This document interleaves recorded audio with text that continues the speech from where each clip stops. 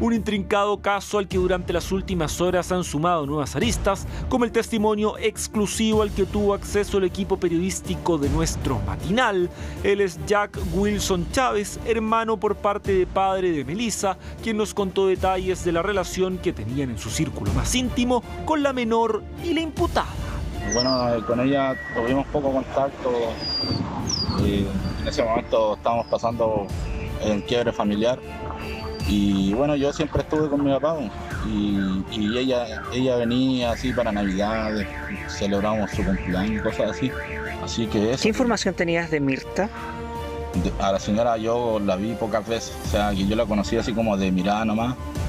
No, nunca la conocí a fondo, no sabía ni su nombre hasta ahora en estos momentos. Es a través de este testimonio que retrocede en el tiempo a las horas siguientes al incendio, cuando pensó que todo había sido un accidente. O sea, al principio nosotros pensamos que había pasado por un accidente nomás. Yo cuando supe me encontraba en un lugar almorzando y se me vino todo abajo y lo único que pude hacer es ir con mi papá y ahí él fue el que me dijo. Nosotros pensamos que había sido un accidente hasta cuando pasaron un par de semanas y los detectives concluyeron que habría sido una muerte, un asesinato. Porque allá sobre lo que ha salido en las noticias yo no sé nada ya. Hoy insisten que la justicia investigue y llegue hasta las últimas consecuencias para determinar si Mirta u otras personas podrían estar involucradas en la muerte de la estudiante. Mi papá lo único que me ha dicho a mí que esperemos que la justicia avance y haga su trabajo, que no lo entorpezcamos con andarlos metiendo o diciendo cosas que no deberíamos decir, porque como le digo yo tengo poca información. Solamente dejamos que avanzaran las cosas.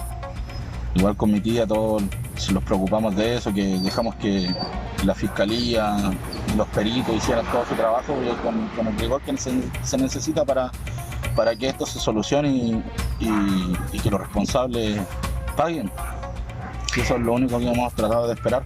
¿Tienes sospechas de otras personas que hayan participado? Sí, pues sí, yo estaba esperando que quizá ahora que no sé si habrá sido Mirta la ejecutora de las cosas, pero sí hay sospechas de que hubo otras personas igual, pero como les digo, yo no puedo asegurar nada hasta que se declare algo, que la justicia encuentre otras pruebas, los detectives, pero más allá yo no sabría decirlo.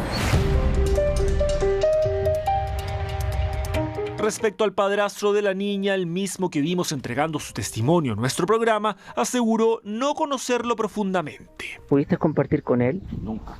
¿Nunca pudiste compartir con Luis Santander? No lo conocí hasta ahora cuando salió en Chilevisión. Pese a todo el tiempo que llevaba la relación con Mirta. Sí, nunca. ¿Él nunca se acercó a este lugar a conversar? Nunca. Yo veía a mi hermana cuando estaba con mi papá nomás los fines de semana. Y eso solamente, yo no había conocido nunca a la familia, ni los tíos, ni los primos, nada, hasta cuando fui al funeral de mi hermana. Ahí pude conocer que decían prima y cosas así, y decía algunas caras, pero yo no conozco a nadie. En relación a la madre de Melissa, nos contó de la confianza que tenía su padre respecto a la mujer y de cómo en un comienzo creía en su absoluta inocencia. Creo que hasta el último mi papá que creyó en ella, porque él me dijo que era una buena persona, que nunca vio una mala actitud hacia su hijo, me dijo que los años que estuvo con ella siempre fue una buena mamá, o sea que yo también no tengo por qué descreer a mi papá por lo que él vivió con esa persona. Dichos a los que se suma la percepción que tenía de la menor y del antes y después de la personalidad de la joven, de la que asegura también fue testigo. Ella, desde que la conocí, siempre era bajo perfil. Bajo perfil. Ella no expresaba mucho, pero con el tiempo, cuando era más grande, ella se veía más normal, más contenta, se reía, antes no lo hacía. Quizás el tiempo que pasó con mi papá la fue sanando cuando compartió con nosotros, pero no pensábamos que iba a concluir así las cosas. Te imagino cómo estará mi papá, encima que tiene que estar en el proceso del luto y aparte estar en el proceso de esclarecer los hechos. O sea que igual eso es pesado y yo no quería hablar ni cosas así, pero como me dice usted que las cosas están cambiando. O sea que igual uno tiene que dar el punto para que también sepan que mi papá es una persona que trabaja, tenía sus propios problemas, pero igual siempre se preocupó de todo. Quería mi hermano, decía que lo quería harto, si se vivía por ellos, si era lo único que era el cachito que le quedaba, y ella era todo para él, pues, por eso yo no puedo hablar más allá porque yo sé que después le puede afectar más a mi papá.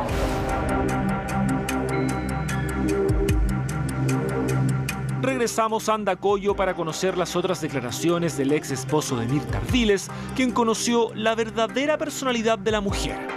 Aquí expresa las dudas respecto a la participación de un vecino en la muerte de Melissa, tal como se especuló al comienzo de la investigación del caso. Hay una persona que creo que es la tercera persona que dicen que el vecino. Yo tengo que me dio mi hija, que me ha dicho mi hija, no, que el vecino, que ahora que el vecino se fue. Hoy no deja de ponerse en el lugar de que hubiese sido su hija la víctima en un caso de estas características. ¿Le sorprende las circunstancias de cómo? No, totalmente sorprendido, totalmente. Incluso llego a pensar qué pasaría si me había tocado a mí con mi hija, si yo me vuelvo loco. O igual como que se llenan los ojitos de lágrimas y a mí yo pienso al tiro a mi hija, como se siente uno que ya está mucho tiempo lejos, cómo se sentirá mi hija. Usted tuvo una relación con Mirta Ardiles y tuvo una hija. Sí, está tranquila, esperando nomás. Y que ella dice que la mamá no fue, pues obvio, como hija va a decir siempre que la mamá nunca fue. Y que tienen que tirar para arriba y que descubrir la verdad, pues si el abogado no hace nada, ellas van a tener que descubrir que la verdad que la mamá no fue. Crimen que no solo le afectó a él, sino que a toda su familia. Por esto su llamado es a la justicia, saber si Mirta es la responsable de la muerte de la menor o si hubo otros involucrados en lo ocurrido. Es que lo que pasa es que yo tengo mis propias conclusiones. ¿Y cuáles serían esas conclusiones? No las voy a decir. No las voy a decir porque es lo que yo pienso. Es lo que yo pienso que podría haber pasado, pero yo me lo voy a guardar yo. ¿Qué le diría a Mirta Ardiles si la tuviera al frente? Pues la niña está en el cielo descansando, que se sepa la verdad, que se sepa quién fue, quién lo hizo. Si alguien tiene que pagar en esto, que pague, pues, que pague. Sea quien sea, que pague. O hay un lazo que me une que es mi hijo, que es lo más importante que tengo en la vida y quiero que ella también sepa qué pasó realmente con su hermanita, para que todo salga a la luz y puedan vivir una vida tranquila, al menos todos. Yo lo digo por mi hija.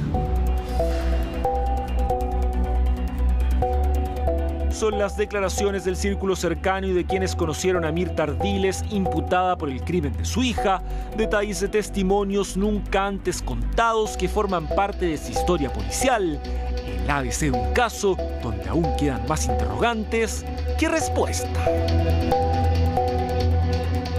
La madre de Melissa Chávez está detenida imputada. El padrastro de Melissa Chávez no tiene cargos en su contra, tampoco ha aparecido, no se sabe dónde está.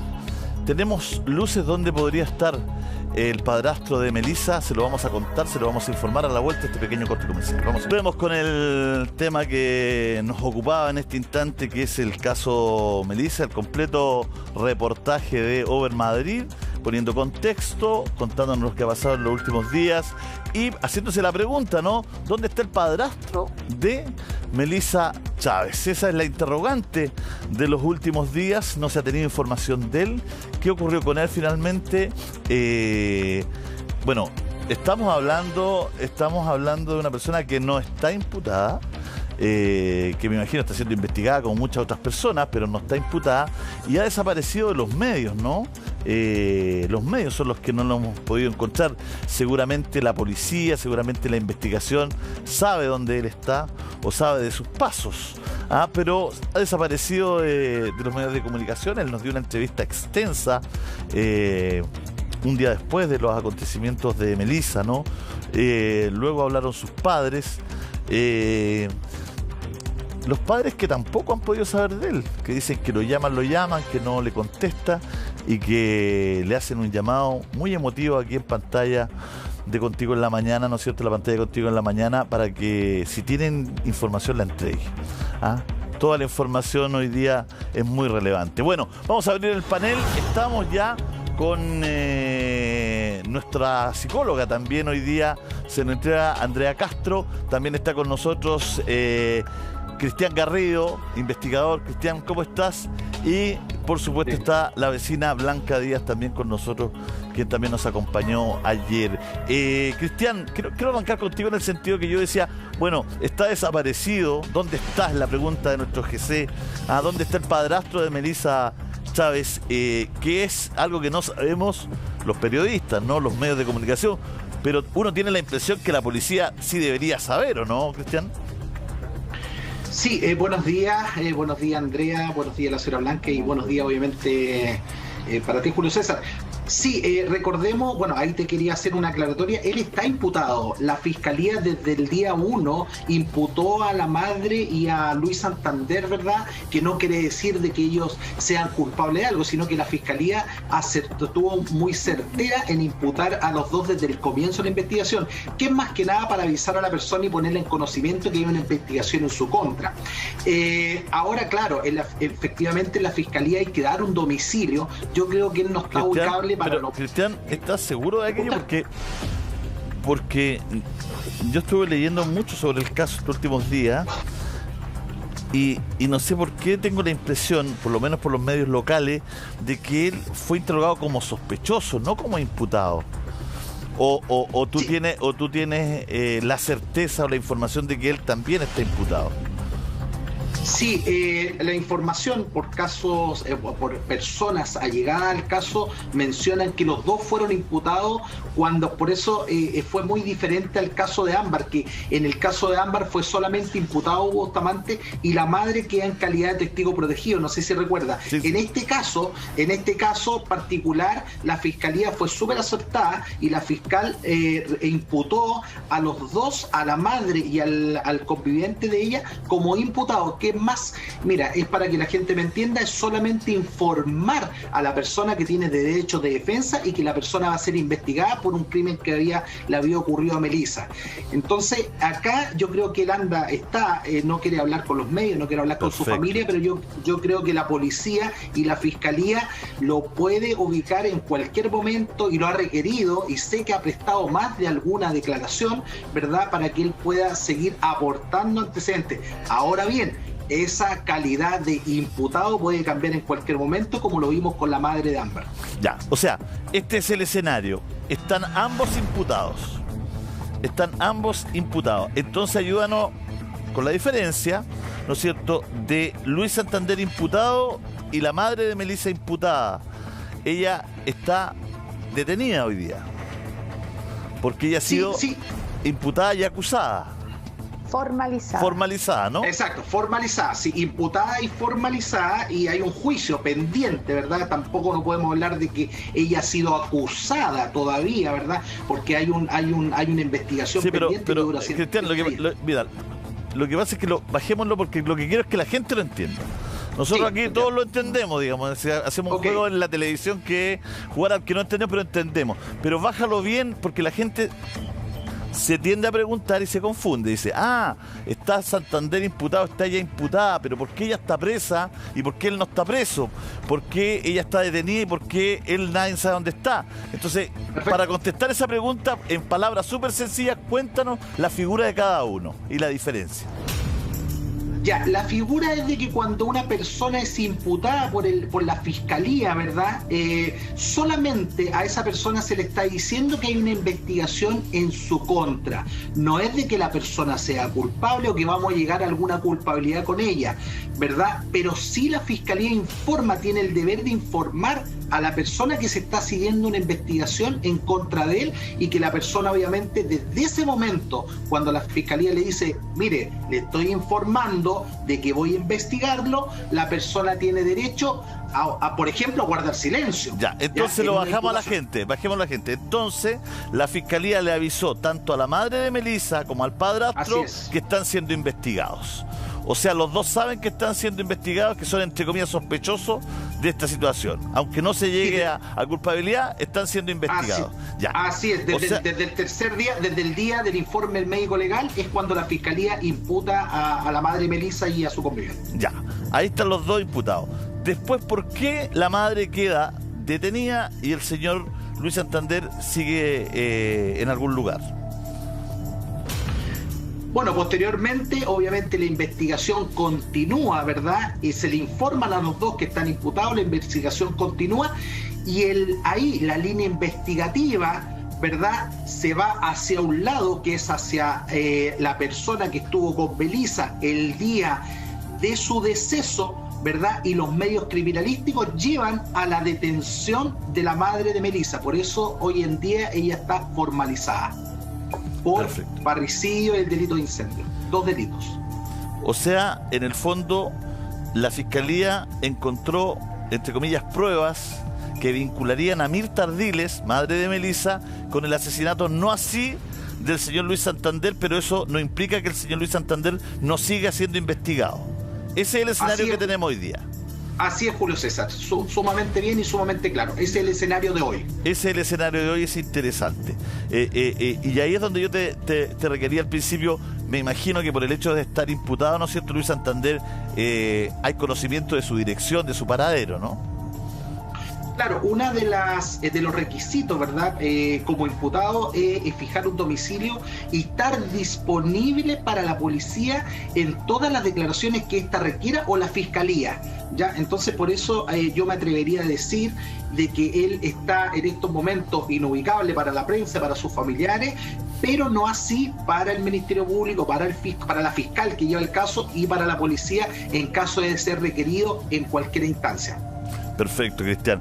Muy buena la aclaración. Ahora la gente ya tiene la película clarísima de cómo es la situación formal, ¿no es cierto?, de cada uno de los padres, entre comillas, de Melissa. Andrea, gracias por estar con nosotros. Andrea, gracias por la invitación. Ayer lo comentábamos mucho, el caso de Mirta Ardiles, del comportamiento que tenía en su detención, ¿no? Había un comportamiento en el que muchos dicen que se está tratando de hacer, entre comillas, la loca, ¿no? Se baña mucho, se lava mucho, se pinta, se arregla, como pareciera que tuviera una cita, ¿no es cierto? Es lo que se comenta, es lo que dicen las fuentes cercanas al hecho. ¿Estaría ella quizás tratando de armar un cuento ahí, tratando de quizás, ¿no es cierto?, hacer creer, ¿no es cierto?, a la justicia de que ella tiene algún problema? Mira, hay hartos indicadores que son importantes como de analizar. Más que de ella en particular, porque obviamente ya se ha hablado, como está en calidad de imputada, no se sabe si puede ser o no puede ser en el fondo la culpable de este hecho en particular. Sin embargo, dentro de las características de personalidad, en el fondo, por ejemplo, con rasgos psicopáticos, es la personalidad encantadora. A mí me toca entrevistar muchos internos que tienen rasgos psicopáticos marcados, y llama la atención, por ejemplo, cómo llegan a la entrevista, que es una entrevista simple dentro de una unidad penal, y ellos se arreglan, se perfuman. Incluso ahora que hago entrevistas por por video, en el fondo, uno los ve cómo llegan a la entrevista, y eso ya es un indicador diagnóstico en el fondo de algún rasgo psicopático. Esta necesidad en el fondo de que el otro me vea como atractivo, de tener una personalidad encantadora, atractiva, que llegue a los demás, que obviamente es muy inconsciente, porque una madre que perdió su hijo recientemente, evidentemente no tiene ni la más mínima intención de arreglarse, de peinarse, de maquillarse, etcétera. Entonces son pequeños indicadores. Uno también de las hipótesis que existían en un principio tenía que ver con una alienación psicótica, que puede ser algo de un momento en el fondo, se alienó, cometió el delito, pero en general este tipo de personas que tienen una alienación en el fondo momentánea, luego de unos días muestran arrepentimiento o se dan cuenta de lo que cometieron. Dios mío, o sea, me volví loca en el fondo, para decirlo en castellano normal, y cometí un delito terrible. Pero en este caso sigue sin mostrar en el fondo indicadores ni de culpa, ni de arrepentimiento, ni de una emocionalidad, que es otra de las cosas que uno evalúa, una emocionalidad acorde al discurso. Es decir, yo estoy contando que me pasó algo tremendo, en donde obviamente esa historia debería ir acorde a una emocionalidad, es decir, por ejemplo, me pongo a llorar, arrugo la frente, muestro en el fondo indicadores físicos de que lo estoy pasando mal. Sin embargo, en las entrevistas lo que se puede visualizar es una frialdad afectiva, un distanciamiento emocional y una emoción muy distinta en el fondo al relato o al discurso. Esos son algunos de los indicadores que se pueden ver. Más allá de eso, es difícil poder hacer un análisis más profundo, poder decir si es o no es. Pero me imagino que poco a poco estos pequeños indicadores van a ir, me imagino que se están investigando, van a ir dando luces de lo que puede haber sucedido en la realidad. Claro, porque Andrea, si algo llama la atención de Mirta Ardile es que ella nunca, por lo menos en todas sus apariciones públicas, ¿no es cierto?, se ha visto afectada por la muerte de Melissa. Yo no recuerdo ni siquiera haberla visto decaída, deprimida. Ella mantiene una conducta muy normal, como relatando un hecho casi de una tercera persona que no conoce, digamos, ¿no? Es bien particular. Sí, podría deberse a un shock emocional y insisto, o sea, si la teoría fuera en el fondo una alienación psicótica, se podría dar una reacción como esta. Ella se mantiene en un estado de shock durante un tiempo determinado, en donde es incapaz de conectarse en el fondo con la emoción. Sin embargo, esto ha seguido manteniéndose en el tiempo, o sea, ella está en este momento recluida y sigue sin mostrar en el fondo un correlato emocional acorde con la situación vivida. Entonces eso es lo que hace que yo creo que cualquiera, sin ser psicólogo, nos llame la atención y nos parezca extraño. Y me imagino también que fue los primeros indicadores, las primeras entrevistas, lo que también le pareció extraño en el fondo a la fiscalía y inició la investigación en contra de ella, porque obviamente a todas luces eso ya llama la atención, el no verse afectada pese a que está contando en el fondo la muerte de su hija. Andrea, además de otra... Ayúdame con algo por tu experiencia. Estamos con Andrea Castro, que es psicóloga de Gendarmería. Por tu experiencia, Andrea, cuéntame un poco, poniéndonos en el caso que Mirta Ardile, la madre de Melissa, sea una de las personas que cometieron este brutal hecho. ¿Cuál es el móvil? ¿Cuál es la dinámica que se acostumbra en este tipo de situaciones? ¿Son los celos? ¿Son de cierta forma ¿no es cierto?, una mirada obtusa con respecto a la relación con su padrastro, con alguien que vive en la casa? ¿Cómo opera esta situación? Teorías pueden existir muchas. En base a mi experiencia y lo que yo he visto con internas mujeres, y trabajé en una unidad penal con mujeres, las alternativas para mi gusto serían las siguientes. Una posibilidad es una celotipia, es decir, un celo irracional hacia la pareja, en donde el error cognitivo, en el fondo, el error del pensamiento es creer de que tu hija puede ser en el fondo un sujeto de atracción para tu pareja. Por lo tanto, se han dado casos de mujeres celotípicas en donde llegan en el fondo, como el síndrome de Otelo, llegar a matar en el fondo al sujeto que tú sientes que te puede quitar el amor o el cariño de tu pareja. Pero también es importante ver otras posibilidades. Siempre hablamos de la violencia masculina, de la necesidad de control de los hombres hacia las mujeres. Esto también, y es muy lamentable, pero también se da en algunos casos de madres por sobre sus hijas. La necesidad de control, la necesidad de sumisión, y cuando estas hijas comienzan a crecer y empiezan alrededor de en el fondo, cuando empieza la preadolescencia, entre los 10 y los 15 años, donde esta hija se escapa de mi control, ya empieza a querer hacer lo que yo quiero y no lo que tú quieres que yo haga, en el fondo, y no logro poder tener este control.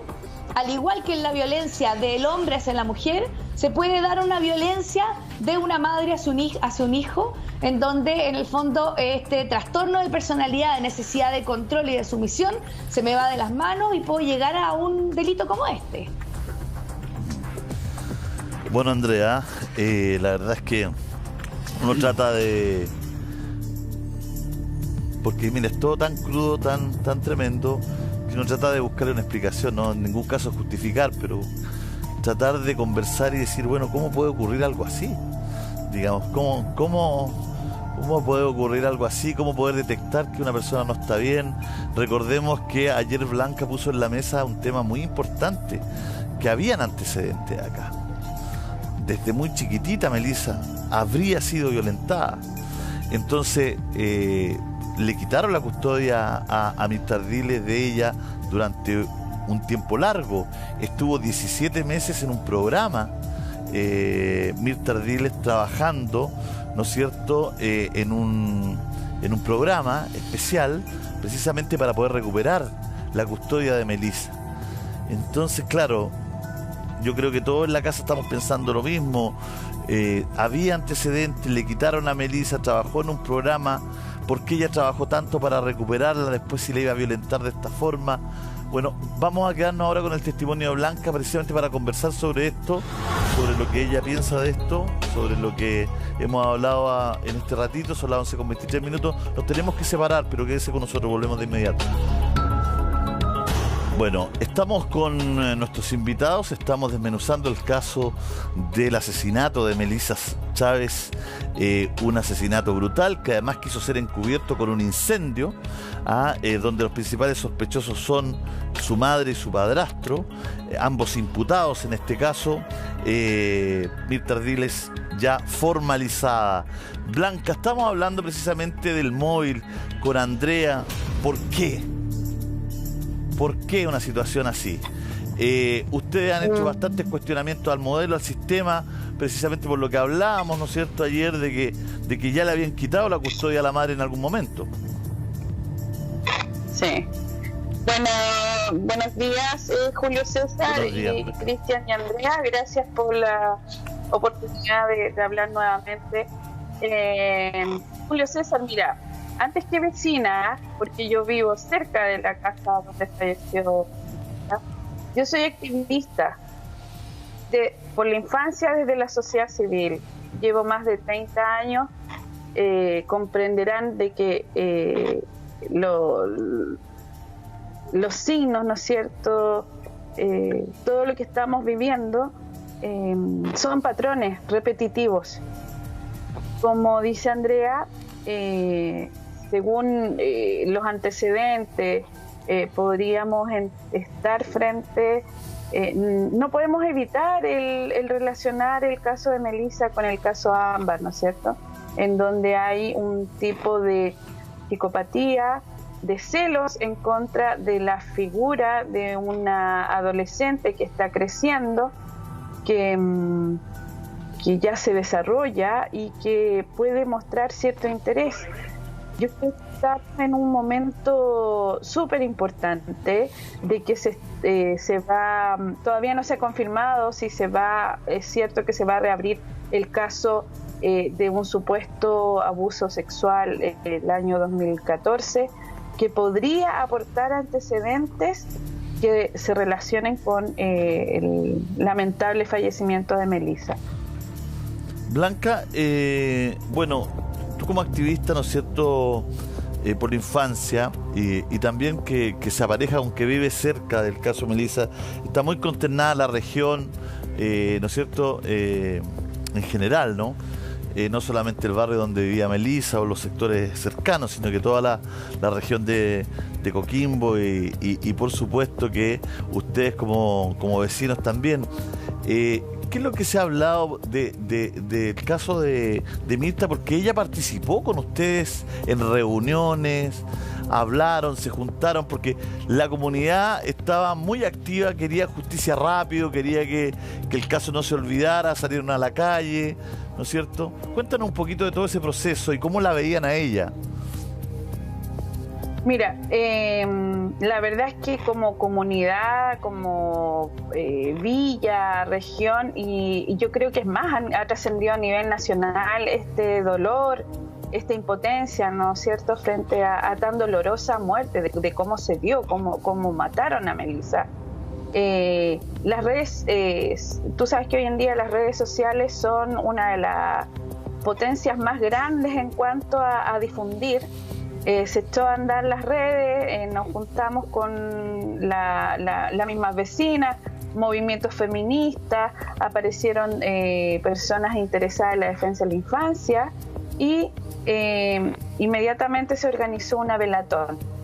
Fue la primera vez que Mirta participó y como se ha dicho tantas veces, todos quedamos con la sensación de hielo, de inexpresión, aducida propiamente al shock, pero no fue una conducta, yo creo que aprendida, concebida, pensada de no demostrar ningún sentimiento, y fue la sensación que nos dejó a todos el único día que ella apareció en una actividad, porque hemos hecho velatones, responso, una marcha en donde nos tomamos la avenida principal, la cantera, ¿no es cierto? Entonces yo creo que el peritaje, ¿no es cierto?, de gente especializada como Andrea en la parte psicológica o Cristian en su experiencia como policía, nos arroja claros mensajes de su lenguaje, de su cuerpo, su lenguaje gestual, en donde lamentablemente no convence. Su dolor al final no convence. Cristian, ¿es posible que Mirta haya actuado sola? Que haya ocurrido esto en la mañana, digamos, que hay una furia brutal, no sé, de las 9 de la mañana, 10 de la mañana, y haya ocurrido este hecho. Sí. Mira, yo creo que obviamente todavía estamos en investigación y hay que diferenciar, Julio César, para que la gente también me entienda, lo que son los homicidios, ¿verdad?, que han ocurrido por arrebato, para que me entiendan. El homicidio por arrebato es diferente, ¿verdad? No hay tantos elementos en el sitio de suceso que pueden hablar de un ensañamiento. Yo la otra vez puse un ejemplo de un homicidio que hubo acá en Valparaíso hace mucho tiempo, donde hubo una discusión de una pareja de pololos y estaban discutiendo en el domicilio de él, y ella, cuando se va retirando aproximadamente a 1 o 2 metros de la puerta, él le arroja un tazón de estos de cerámica, ¿verdad? Le arroja un tazón y le pega en la cabeza, y la niña cae y muere. La reacción de él al ver esta situación fue inmediatamente prestarle los primeros auxilios y llamar a la policía. Ya no hay un ensañamiento, no hay una conducta de querer ocultar el crimen. No sé si me explico bien. Lo que tiene que ver cuando hay un crimen por arrebato, ¿ya? En esta situación, en el caso de Melissa, yo creo que la Fiscalía va a establecer de que sí hubo una planificación, hubo un homicidio muy, digamos, con alevosía. Sí, pero Cristian, estamos hablando... ¿Qué?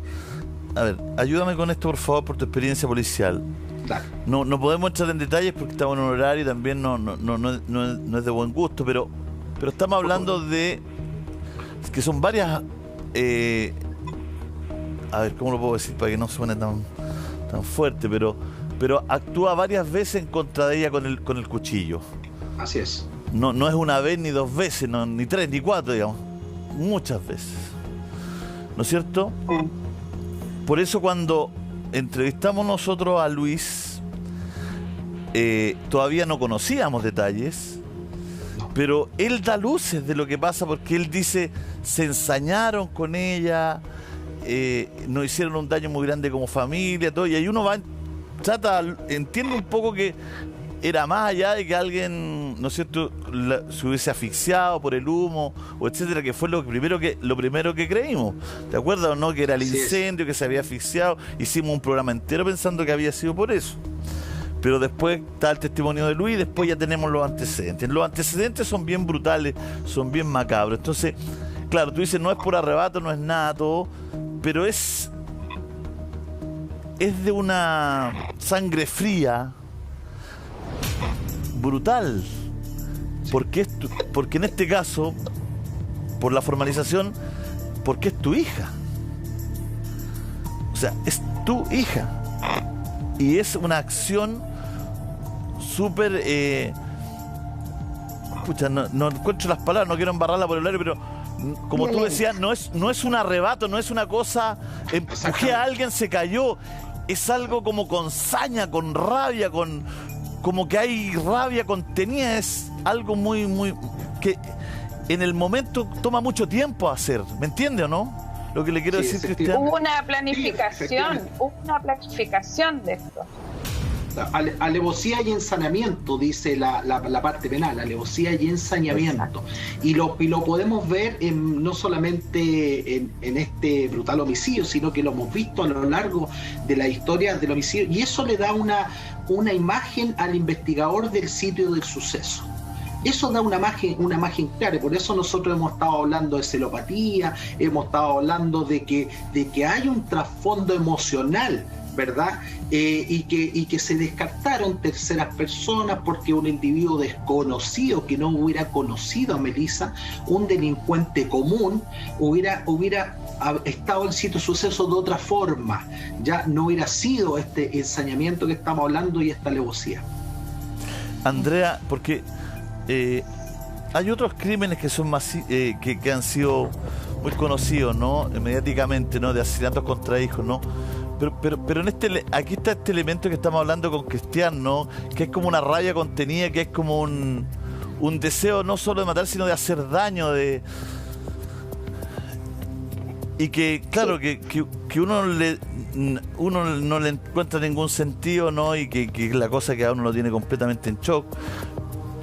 Pero me imagino que ustedes, dentro de la psicología, esto ocurre, un patrón de conducta, ¿no? Sí, sin duda alguna. Estamos hablando todo el tiempo del tema del control. Y el control se puede dar por sobre un otro, y también se da el descontrol. Y finalmente vemos todos estos indicadores en este hecho, en el fondo. Vemos una acción de control sobre un otro, de control sobre una niña, pero de descontrol en términos de mucha agresividad contenida. Y además, ojo, hay otros indicadores que a mí al menos me llamaron mucho la atención, que tiene que ver con el relato del padrastro. Él en todo su relato habla de que eran una familia muy unida, que ellos salían siempre los cuatro juntos para todas partes, que estaban siempre en cualquier trámite o lo que fuera, salían juntos. Sin embargo, los relatos de la familia de él y de cercanos de él, muchos de ellos, incluso una señora que aparecía ahí relatando que era la que vendía helados, dice que ella nunca conoció a la mamá de Melissa, que él salía siempre solo con Melissa, que salían los dos en la mañana y que ella nunca logró verla a ella. Entonces también esto va mostrando ciertos indicios de que la relación de ellos dos era muy cercana y era muy íntima, y que no siempre contemplaba a la mamá de Melissa. Entonces también aquí podría haber por ahí algún indicador de lo que estábamos hablando en el fondo de la teoría de la celopatía. Por eso que son habla tan importantes, de mucha rabia. Por eso son tan importantes esos testimonios. Son las 11:43. Estamos con Andrea Castro, psicóloga también de Gendarmería, con Cristian, con Blanca Díaz. Hacemos un pequeño alto, quédese con nosotros, volvemos de inmediato. Ya estamos de vuelta aquí en Contigo en la Mañana, son las 11:50. Le queremos agradecer a Blanca, a Andrea, a Cristian por la gentileza de estar con nosotros, precisamente conversando de este caso que es todavía hay muchas interrogantes, ¿no? Queda mucho por conocer. Les agradecemos, la verdad que nos vamos a pasar a nuestro panel político. Hay muchos temas de interés también en la política, con el tema de la entrada a clases, sobre todo en la educación.